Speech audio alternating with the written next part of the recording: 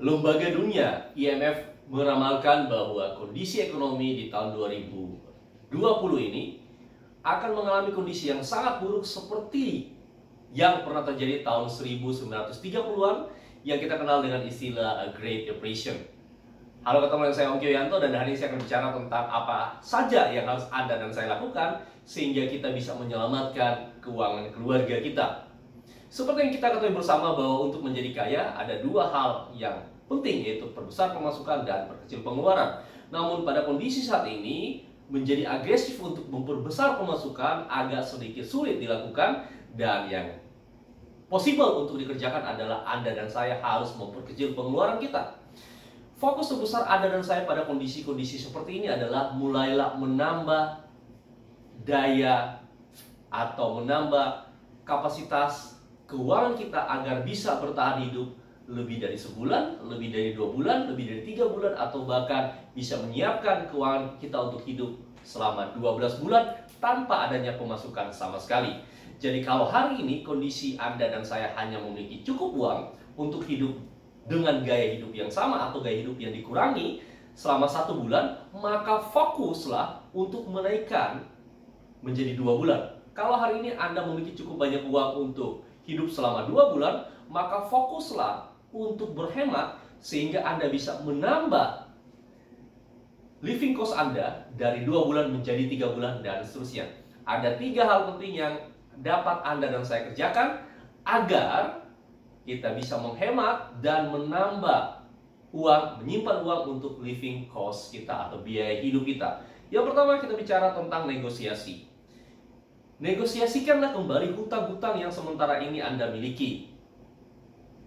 Jika Anda memiliki pinjaman di pihak perbankan, maka Anda cobalah untuk meminta dilakukan restrukturisasi. Apakah tenornya diperpanjang, atau Anda bisa cuti pembayaran selama 1 tahun, atau Anda hanya membayar bunga saja sehingga ada uang lebih yang Anda bisa simpan untuk living cost Anda. Tentu semua perbankan atau setiap perbankan memiliki regulasi dan kebijakan yang berbeda. Poin yang kedua adalah berhenti. Cari tahulah beberapa item atau beberapa hal yang bisa Anda hentikan penggunaannya untuk sementara. Misalnya contoh, ketika banyak yang work from home, maka internet di kantor saya hentikan dulu sementara. Beberapa fitur yang sering saya gunakan untuk website WeChat misalnya, yang harus biaya 300 sampai 400 ribu per bulan, saya hold untuk sementara waktu sehingga ada uang yang bisa dihemat di sana. Aplikasi lagu misalnya, Smule misalnya, sekitar 26 ribu rupiah Anda bisa hemat di situ. Berhentilah untuk beberapa saat.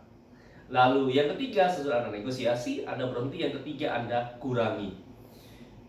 Tentu ketika Anda bekerja di rumah, maka beberapa pengeluaran seperti jalan-jalan ke mall dan sebagainya akan berkurang. Lalu cari tahu apa saja dapat Anda kurangi.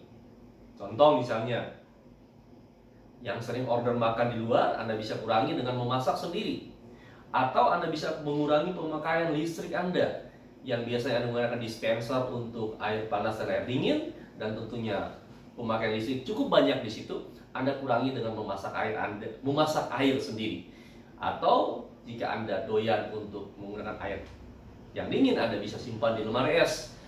Dan inilah beberapa hal yang bisa Anda kerjakan sehingga Anda bisa lebih menyiapkan diri untuk durasi yang panjang dalam survival ini. Demikian dari saya Ongki Yanto, senang bisa berbagi, dan apabila Anda ingin belajar lebih jauh tentang public speaking atau komunikasi, Anda bisa masuk website saya www.ongkiyanto.com. See you.